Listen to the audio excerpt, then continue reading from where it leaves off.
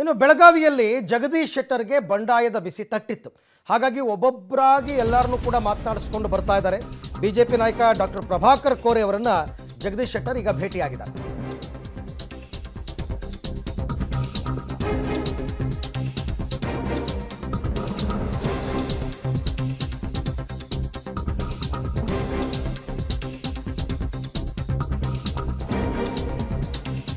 ಬೆಳಗಾವಿಯಲ್ಲಿ ಜಗದೀಶ್ ಶೆಟ್ಟರ್ಗೆ ವಿಪರೀತವಾದ ಭಿನ್ನಮತದ ಬಿಸಿ ತಟ್ಟಿತ್ತು. ಹಾಗಾಗಿ ಒಬ್ಬೊಬ್ಬರಾಗಿ ಎಲ್ಲರನ್ನೂ ವಿಶ್ವಾಸಕ್ಕೆ ತಗೊಳ್ಳೋ ಪ್ರಯತ್ನ ಮಾಡ್ತಾ ಇದ್ದಾರೆ. ಮಹಾಂತೇಶ್ ಕವಟಗಿಮಠ್ ಅವ್ರದ್ದಾಯಿತು, ರಮೇಶ್ ಜಾರಕಿಹೊಳಿ ಅವ್ರದ್ದಾಯಿತು, ಈಗ ಡಾಕ್ಟರ್ ಪ್ರಭಾಕರ್ ಕೋರೆ ಅವ್ರನ್ನ ಭೇಟಿಯಾಗಿದ್ದಾರೆ. ಅವ್ರನ್ನ ಭೇಟಿಯಾಗಿ ಚರ್ಚೆ ಮಾಡಿದ್ದಾರೆ. ಚುನಾವಣೆಯಲ್ಲಿ ಸಹಕಾರವನ್ನು ಕೋರಿದ್ದಾರೆ.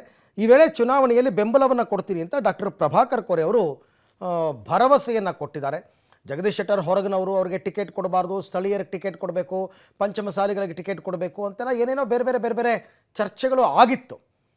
ಸೊ ಹಾಗಾಗಿ ಕೆಲವರು ಬೇಸರದಲ್ಲಿದ್ದರು. ಈಗ ಜಗದೀಶ್ ಶೆಟ್ಟರ್ ಅವರು ಮಹಾಂತೇಶ್ ಕವಟಗಿಮಠ ಅವರನ್ನು ಭೇಟಿ ಮಾಡಿ ಅವರ ಅಸಮಾಧಾನವನ್ನು ತಣಿಸಿದ್ದಾರೆ.